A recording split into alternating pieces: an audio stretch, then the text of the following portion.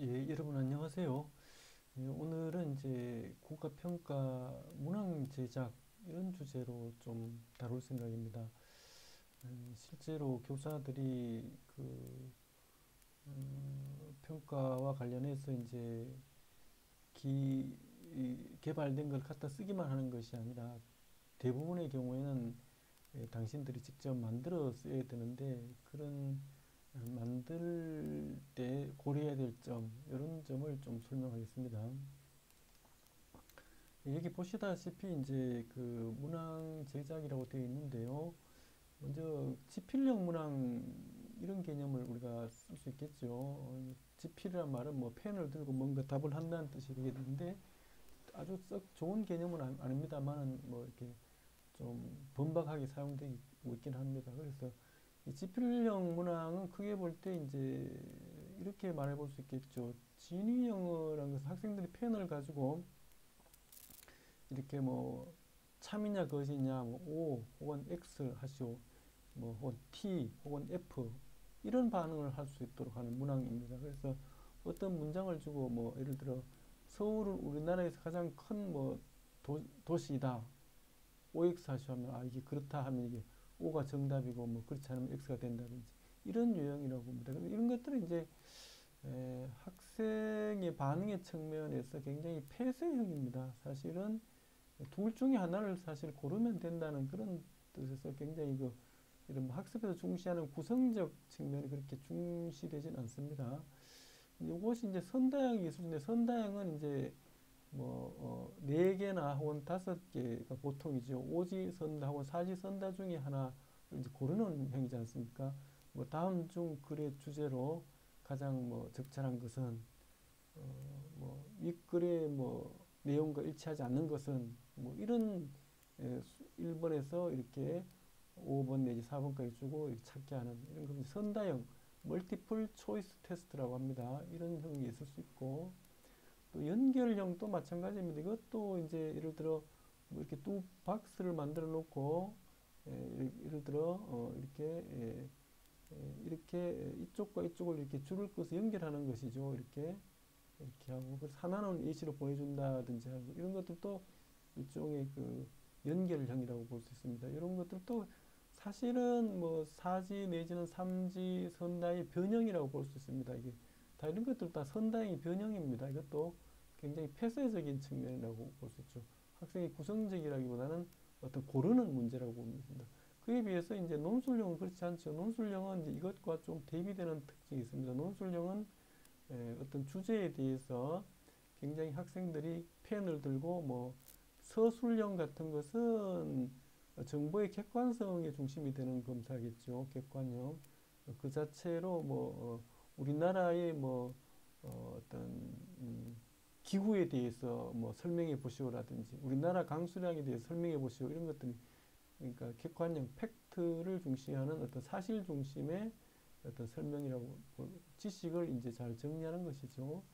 그에 의해서 이제 또 논술형 같은 것도 있습니다. 이 논술형은 다 어떤 긴 글을 써내는데 굉장히 주관형이죠. 주관형. 어떤 우리나라 뭐의 어떤 도시의 어떤 그 기후를 뭐 이렇게 열대야 같은 것을 혹은 뭐 도시의 열섬 현상 같은 것을 이를테면 낮추는 어떤 방법을 찾아보소 어, 제시해 보십시오라든지 이렇게 하는 것들은 이제 어떤 이제 정책이 필요한지 말해보라라든지 이런 것들은 굉장히 논술적 방법입니다. 이 논술은 이제 어떤 정답이 어떤 사실을 확인하는 문제가 아니라 논증 능력을 이제 측정한 거겠죠. 그래서 자신의 주장이 뭔지를 정의하고 또 주장을 뒷받침할 수 있는 논거, 바로 근거가 되는 이걸 논거라고 할 수 있겠죠. 논거를 이렇게 배치해서 자기의 주장을 타당화시키고 하는 뭐 그런 것입니다. 그래서 이 논술형과 선다형은 다 지필형에 분류할 수 있지만 개념이 다릅니다. 이것은 굉장히 위에 세 개는 폐쇄형이라면은 이 뒷부분에 있는 논술형 혹은 논술형을 포함한 서술형까지를 포함한다는 말은 굉장히 개방형이지 않습니까? 이 개방형은 학생들이 굉장히 뭡니까 구성 능력을 요구한다는 거죠. 그래서 이것은 이제 폐쇄이고 이것은 이제 개방형이라고 볼 수 있고 또 이것은 이제 어떤 그 단답형 문항 같은 것도 이게 넣을 수 있겠어요. 단답형. 대부분 이거는 이제 반응 자체가 그 아주 리스트릭티드라고 해서 제한돼 있어요. 고르거나 OX나 연결하는. 그래서 폐쇄적이라면서 이것은 굉장히 개방적인 겁니다. 그래서 이런 부분이 굉장히 학생들의 어떤 창의성을 이제 측정하기 좋다는 겁니다. 그래서 글쓰기 작문 평가가 그런 창의성을 이제 촉진시켜주는 그런 어떤 융합적 능력을 촉진시켜주는 고등 사고 기능을 재는 데 도움이 되는 그런 방법으로 알려지고 있습니다. 그래서 어떻든 이것은 이제 어떻든 이제 펜으로 하는 글을 쓰게 하는 그런 방법인데 이렇게 분류해 볼 수 있습니다. 그 다음에 이제 우리가 앞에서 한 것은 이제 지필평가로서 어떤 OX나 진위형이나 뭐 선다형이나 혹은 그 비합형이 있었는데 이런 것들은 다 뭡니까? 선다형의 변형이다. 예, 이렇게 했는데 이 선다형이란 것이 우리 학교 교육에서 강력한 어떤 문항 체제로서 산업화 시대에 많이 사용되었는데 이것에 대한 문제점들이 많이 제시되어 있어요. 그래서 그것에 대안이 등장했어요. 대안적 평가. 그 대안이 뭔가 하면 이른바 퍼포먼스 엑스먼트라는 수행평가라고 봅니다. 그래서 이것을 이제 수행형 평가라고 볼 수 있는데 수행형 평가는 앞에서 말한 이 선다형 평가에 대한 대안적 개념으로 등장한 거다. 이렇게 보면 되겠습니다.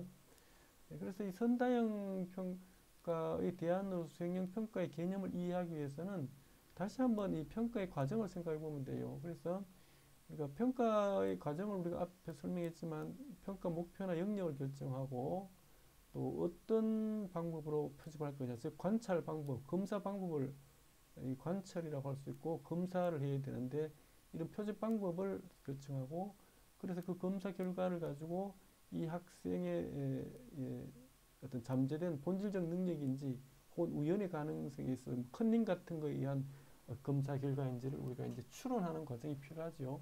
그래서 최종적인 의사결정을 하고 이것이 이제 의사결정이고 이것이 정보의 수집 과정이고 이것이 이제 의사결정이다라고 해서 우리가 이 두 가지를 더해서 이게 평가라고 한다라는 것들 내가 일관되게 지금 이해하고 있지 않습니까? 평가의 과정은 크게 정보의 수집 과정과 의사결정 과정이다. 근데 우리가 여기서 눈여겨볼 것은 여기입니다. 그래서 우리가 평가하려면 학생들을 관찰하고 뭔가 학생의 행동을 표집을 해야 되는데 이 표집의 관점에서 보면은 몇 가지 방법이 있어요. 우선 이제 선대형 검사 같은 방법이 있어요.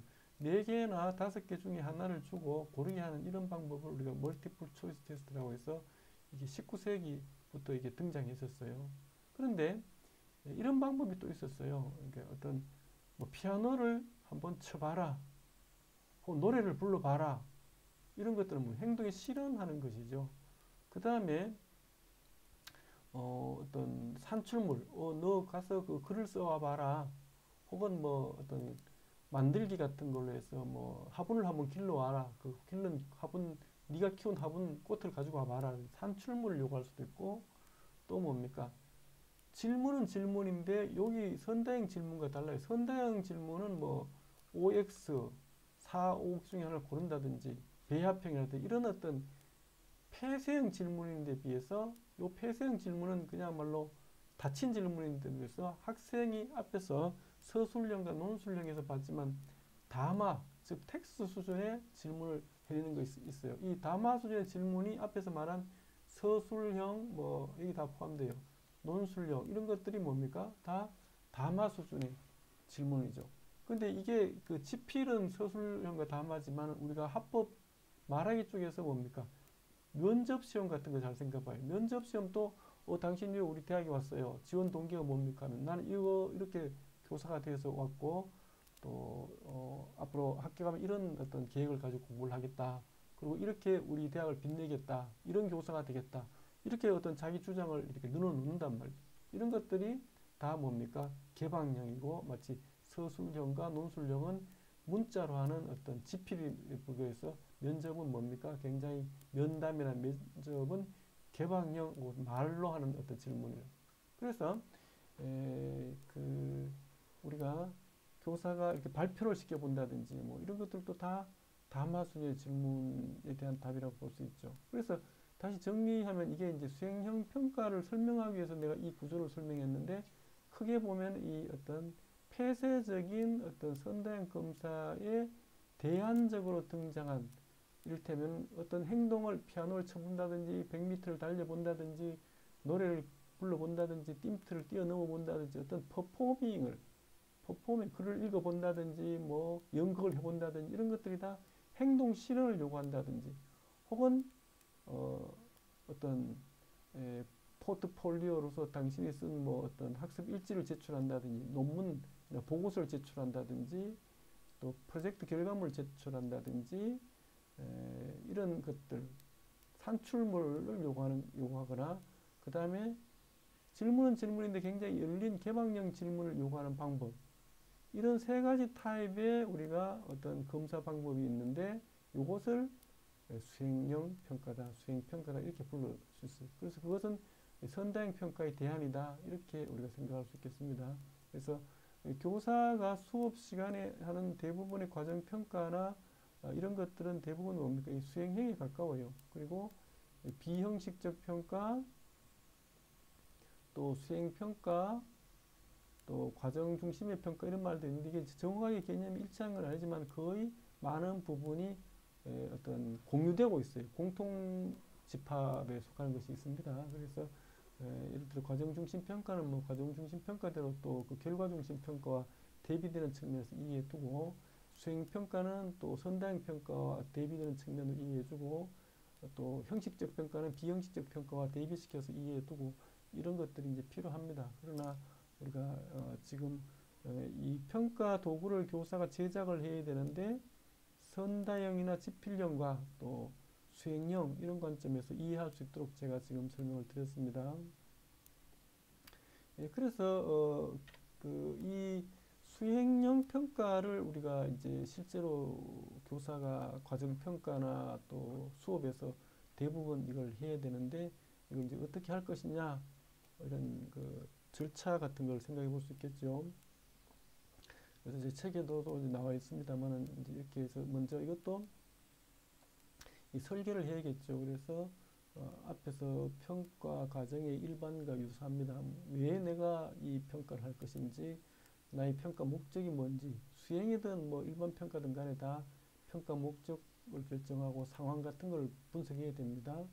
그 다음에 이제 교육 과정의 내용, 또 내가 가르친 내용, 교과서에 있는 내용, 이런 것들, 평가 내용, 이런 것들을 정렬 혹은 정합시켜야 됩니다. 정합. 이게 정합되지 않으면 뭡니까? 교육과정 따로, 교수학습 따로, 평가 따로, 이게 따로따로 현상이 나타나면은, 이걸 따로따로 현상은 이제 평가의 정합성이 없는 현상인데, 이런 것들이 굉장히 그 평가에서 문제가 됩니다. 이를테면은 우리가 예를 들어 뭐 고등학교 교실에 가면은 고등학교 교육에서 이거를 가치라고 교과서와 교재도 다 만들어 줬는데, 사실 그런 건 별로 안 하고 입학시험 뭐 그런 입시 준비를 다 하잖아요. 이런 것들은 평가의 정합성이 떨어진 상황이라고 볼 수 있죠. 그래서 어떤 그런 것들이 학부모 요구나 또 어떤 필요성은 있겠지만은, 기본적으로 우리가 학교에서 내신 평가라든지 뭐 이런 거를 자꾸 대학 선발에 강조하는 이유는 평가를 정합시키기 위한 것입니다. 그래서 학교에서 정상적으로 학습한 것을 학교에서 자료를 생성하고, 이걸 이제 그 학생부에 기록하고, 이걸 또 일부 뭐 몇 % 반영하고, 국가고시인 수능 같은 것도 또 일부 반영하고, 또 대학의 면접 같은 것도 반영해서 종합적으로 학생을 선발하자, 뭐 이런 아이디어라고 볼 수 있죠. 그래서 우리가 이제 그런 어떤 수능이나 대학 어떤 선발뿐만 아니라 내신에 상등되는 어떤 학생 기록부 같은 걸 강조하는 이유가 바로 평가의 정렬 내지는 정합성을 높이기 위한 겁니다. 어쨌든 교사는 이제 어떤 그런 설계를 좀 하고 시간도 기획되고 해야겠죠. 그 다음에 이제 개발을 해야 됩니다. 그래서 이제 성취 기준 같은 것은 뭐 우리가 교육 과정에 있으면 교과서에서 그걸 갖다 써도 되고, 또 내가 평가의 어떤 기준, 뭐 예를 들어 상중하 어떻게 하면 상을 줄 거냐라든지, 어떻게 하면 중을 줄 거든지, 어떻게 하면 하를 줄 건지, 이런 어떤 구체적인 어떤 그 수준별 어떤 특성을 기술해낸다든지, 이런 것들이 필요하겠죠. 그 다음에 앞에서 말한 것처럼 뭐 평가 과제, 이를테면은 이제 학습 과제 같은 걸 만들어줘서 글을 써보게 한다든지, 글을 읽어보게 한다든지, 또 연극을 뭐 이렇게 역할놀이를 해보게 한다든지, 학생들이 수행할 어떤 담화 수준의 산출물이나 행동 실현이나 혹은 그 기타 그러한 어떤 것들을 이제 우리가 요구를 해야겠죠. 그 다음에 그것을 기록할 수 있는 하나의 그 리포팅 할 수 있는 어떤 그 기록표 같은 것도 만들면 아주 좋습니다. 이런 것들이 이제 도구라고 합니다. 평가 도구.